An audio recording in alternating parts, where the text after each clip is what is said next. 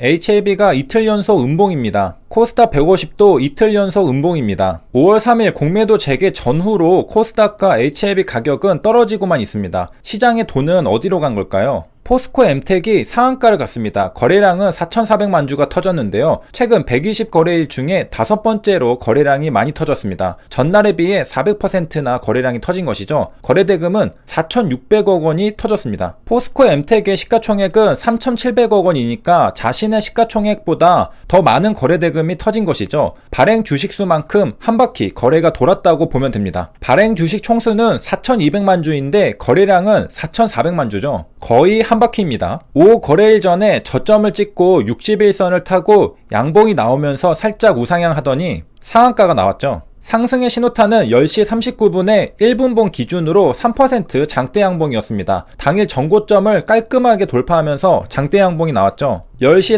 39분에 장대 양봉이 나오고 10시 57분까지 18분간 상승합니다. 그때까지 1분봉상 21선을 깨지 않고 우상향하는 흐름을 보여주고 있었습니다. 그리고 10시 58분 16초에 HTS에서 뉴스 기사가 나옵니다. 포스코 리튬 염호 개발 소식입니다. 그러자 4% 장대 양봉이 나오면서 곧장 1분 봉상 전고점을 또 한 번 돌파합니다. 거래량도 1분 만에 150만 주가 터집니다. 이전 거래량보다 훨씬 많죠. 그렇게 지속적으로 우상향 하더니 11시 47분에 상한가 마감을 하게 됩니다. 뉴스 기사가 HTS에서 10시 58분에 나왔고 상한가 마감이 11시 47분이니 49분 동안 주가가 올랐던 것입니다. 도대체 리튬 염호 개발 뉴스가 어떤 호재길래 포스코 엠텍이 상한가를 갔을까요? 전기차 배터리의 핵심이 리튬이라고 합니다. 요즘에는 전기차가 대세죠. 시장의 중심에 있다고 볼 수 있는 재료입니다. 2018년도 7월 리튬이온 배터리가 미래 전기차 시장을 견인한다는 뉴스 기사가 나왔습니다. 배터리 중에서도 리튬이온 배터리가 전기차 시장을 견인한다는 소리죠. 그만큼 각광받는 배터리가 리튬이온 배터리라는 것이죠. 왜냐? 가장 많이 사용되고 있는 배터리가 리튬이온 배터리이기 때문이죠. 가장 많이 사용되니까 가장 기대감이 크죠. 리튬이온 배터리는 말 그대로 리튬이온이 음극에서 양극으로 이동하는 배터리입니다. 가장 많이 사용되다 보니까 많이 만들었을 테고 가격도 지속적으로 떨어졌습니다. 30년간 무려 97%까지 가격이 떨어졌다고 합니다. 2021년 3월 24일 뉴스 기사의 내용이니까 최신이죠. 기간을 30년으로 잡은 이유는 상용화 시기부터 측정했기 때문입니다. 1991년에 상용화가 되었으니까 2021년까지 30년이 지났죠.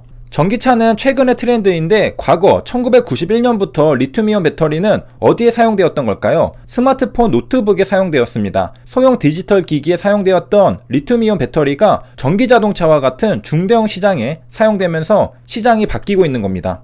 아무래도 소형 디지털 기기보다 전기차에 들어가는 배터리는 용량이 커야겠죠. 더 많이 팔릴 겁니다. 리튬이온 배터리는 누가 먼저 상용화 시켰을까요? 1991년 일본의 소니가 세계 최초로 상용화 시켰습니다. 그동안 리튬이온 배터리 가격이 이렇게 97%까지 하락했는지는 잘 몰랐다고 하는데 그 이유는 뭘까요? 소비자가 직접 구매하는 제품이 아니기 때문입니다. B2B 사업이죠. 리튬이온 배터리는 스마트폰을 만드는 애플, 전기차를 만드는 테슬라가 주요한 고객입니다. 기업 간의 거래가 되다 보니 소비자들을 비롯한 일반 대중들에게는 리튬이온 배터리의 가격이 잘 알려지지 않았던 겁니다. 그런데 최근 뉴스 기사를 통해 30년 전에 비해 현재 리튬이온 배터리는 가격이 97% 가까이 하락한 것을 알게 된 것이죠. 리튬이온 배터리 가격이 97%나 하락했는데 레드오션일까요? 아닙니다. 2020년 9월 기사에 따르면 테슬라의 일론 머스크는 배터리 부족이 심각해질 것이라고 말했습니다. 뉴스 기사 제목이 반도체보다 큰 시장이 열린다입니다. 그리고 배터리 사업은 삼성, SK, LG, 롯데, 포스코 등 국내 10대 그룹들이 전부 진입해 있는 사업입니다. 국내 10대 그룹에 들어가려면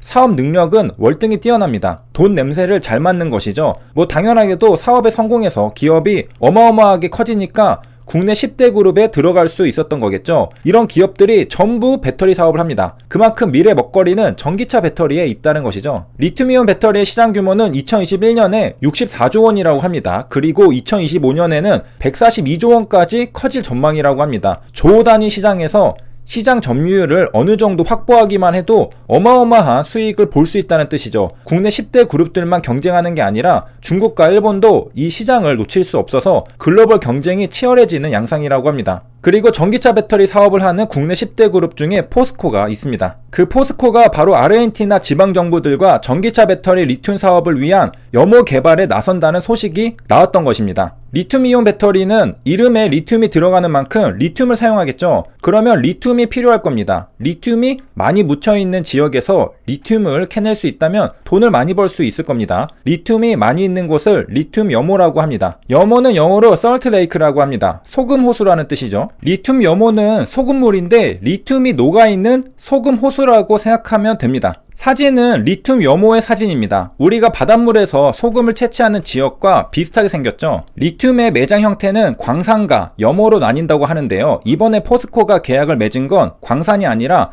염호에서 리튬을 채굴하는 계약입니다. 광산은 바위를 깎아서 리튬을 발굴하는데요. 염호는 땅 밑에서 리튬을 채굴한 다음에 햇볕에 말려서 수분을 제거합니다. 이 리튬이 많은 나라가 칠레와 아르헨티나, 볼리비아입니다. 전체 매장량의 약 80%를 가지고 있죠. 이 중 아르헨티나와 이번에 계약을 맺은 게 포스코니까 어마어마한 리튬을 채굴하겠다는 의지를 엿볼 수 있습니다. 아르헨티나가 리튬 매장량이 1등은 아니고요. 리튬이 가장 많은 건 칠레라고 합니다. 칠레가 전 세계 리튬 매장량의 절반을 차지하네요. 그 다음 중국이고 세 번째가 아르헨티나입니다. 이 사진은 광산에서 리튬을 채굴한 모습이고요. 리튬 산이죠. 배터리 시장이 어마어마하다 보니까 배터리의 재료가 되는 리튬도 대우가 좋습니다. 리튬은 하얀 석유라고 불립니다.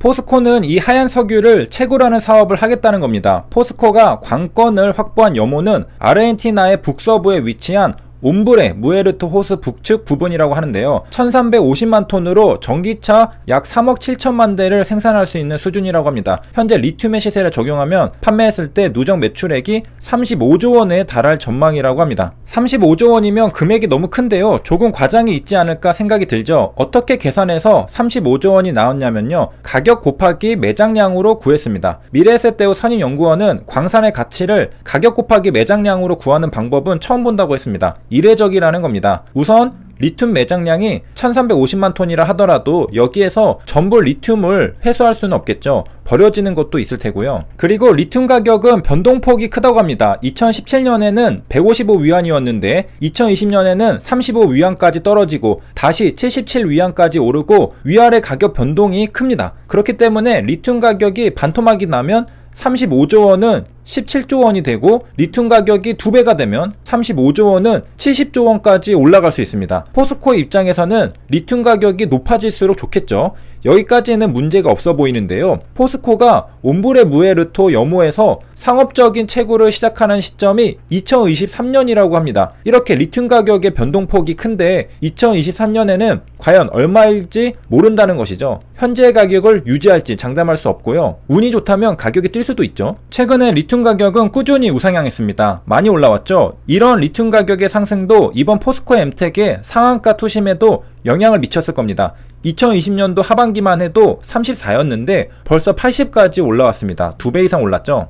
상한가를 간 5월 12일에 개인들은 11만 주 순매도했습니다. 외국인과 기관은 매수를 했죠. 외국인이 8만 주가량 순매수했습니다. 여기까지 시청해주셔서 감사합니다.